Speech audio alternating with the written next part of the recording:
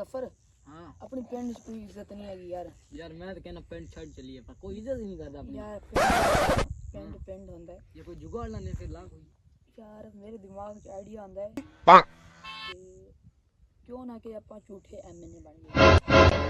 हाँ वाह यार क्या आइडिया ही। क्योंकि एमएनए पाकिस्तान ਵਿੱਚ पूरे पता लग गया ना उन्होंने झूठा फड़ के कुटना वजा के उन्होंने ਕੁਛ ਨਹੀਂ ਹੁੰਦਾ ਯਾਰ ਖੱਲੇ ਪੈਣਗੇ ਕੀ ਹੋਰ ਕੀ ਹੋਣਾ। ਅੱਛਾ ਤੂੰ छोड़ कर उन्होंने पता ना लगा ना चस बड़ी आई ਚੱਸ ਬੜੀ ਇੱਜ਼ਤ ਹੋਣੀ अपने पिंड वाले देखणगे उन्होंने हु की गया भाई ਤੂੰ ਕੀ ਗਿਆ।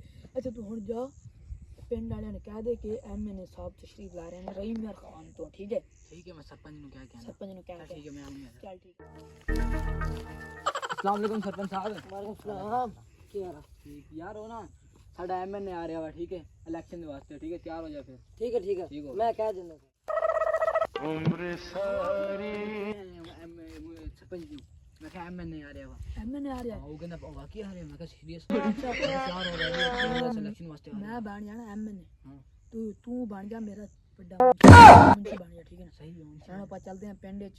ਪਿੰਡ ਵਾਲਿਆਂ ਨੇ ਕਹਿਤਾ ਸੀ ਨਾ ਕਿ ਐਮਐਨਏ ਆ ਰਿਹਾ ਹੈ। मैं वो सरपंच नु क्या गया ਸਰਪੰਚ ਨੂੰ आ ਕਹਿ गया वा ਅੱਛਾ ਅੱਛਾ कोई आम गल है। ਚੱਲ ਠੀਕ ਹੈ ਚੱਲਦੇ ਆ ਇਧਰ ਦੇ ਇਹਨੂੰ ਚੰਡਾ ਮਾਰ चला चला ਪਿੱਛੇ ਵੇ ਅੱਛਾ, ਅੱਗੇ ਐਮਐਨਏ ਹੁੰਦਾ ਪਿੱਛੇ।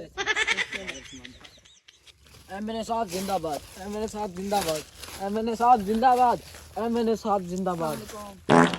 यार ये की गल होई यार एमएनए की एमएनए कर यार यार एमएनए को पता ही नहीं है यार रिस्पेक्ट नहीं बस यार शोर पर चलिए।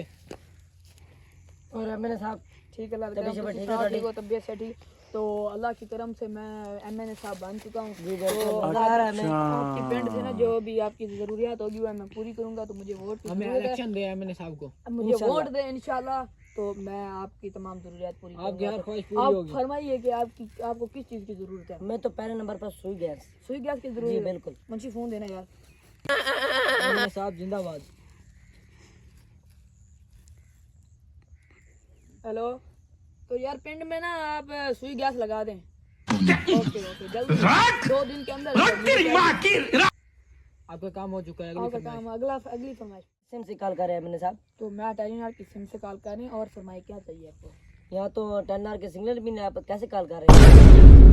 फरमाइश।